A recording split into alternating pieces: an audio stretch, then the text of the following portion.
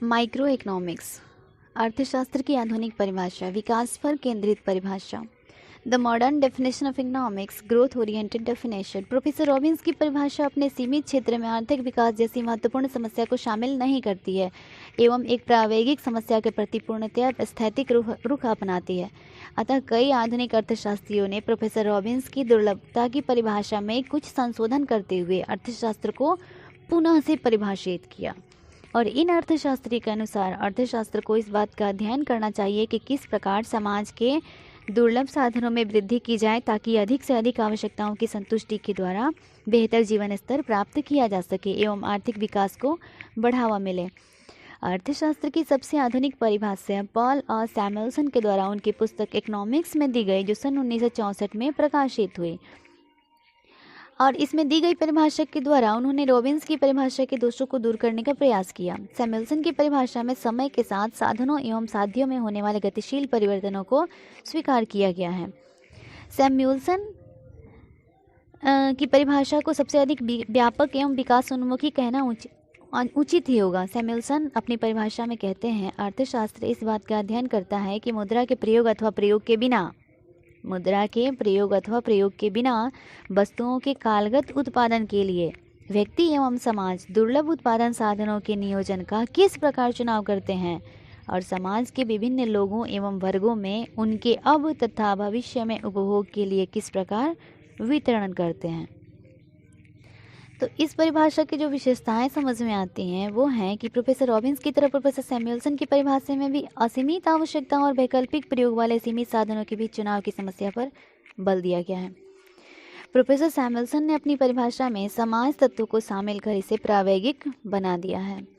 परिभाषा के अंतर्गत प्रयुक्त वाक्यांश एक समयावधि में विभिन्न वस्तुओं के उत्पादन तथा उनका वर्तमान एवं भविष्य में वितरण समय तत्व का ही बोध कराते हैं।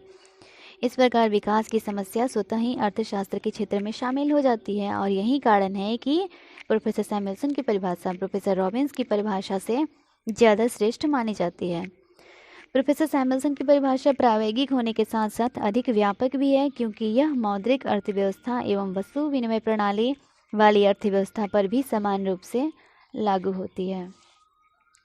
सैमुएल्सन की परिभाषा की एक और विशेषता यह है कि यह चुनाव की समस्या का उसके प्रावेगिक रूप में अध्ययन करती है, अर्थात वर्तमान के साथ साथ भविष्य का भी ध्यान रखती है।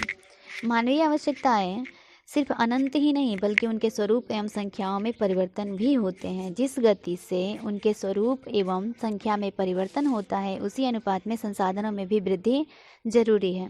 यदि ऐसा नहीं किया जाएगा तो आर्थिक साधन पिछड़ जाएंगे, देश अविकसित रह जाएगा। यही कारण है कि समाज की बदलती एवं बढ़ती हुई आवश्यकताओं की पूर्ति के लिए अर्थशास्त्रियों को साधनों, आय, उत्पादन एवं रोजगार की वृद्धि पर ध्यान केंद्रित करना होगा। अतः अर्थशास्त्र असीमित साधनों के संदर्भ में सीमित साधनों के आवंटन तथा आय, उत्पादन, रोजगार एवं आर्थिक विकास के निर्धारण का अध्ययन है।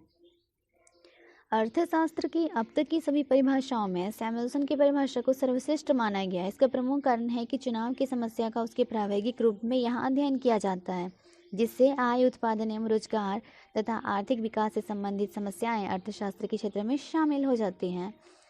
और दूसरा कारण है कि उनकी परिभाषा सार्वभौमिक है, जो अतीत, वर्तमान एवं भविष्य की समस्याओं पर बराबर रूप से लागू होती है। वैचारिक मतभेदों से ऊपर होने के कारण यह सभी प्रकार की अर्थव्यवस्थाओं जैसे पूंजीवादी, समाजवादी और मिश्रित पर समान रूप से क्रियाशील होती है। अतः अर्थशास्त्र एक प्रगतिशील विषय है, इसलिए इसकी अंतिम परिभाषा कोई भी नहीं दे सकता है। समय के साथ होने वाले विकास क्रम में यह संभव है कि भविष्य में और भी कोई नई और बेहतरीन परिभाषा लिखी जाएगी। Thank you. जय हिंद।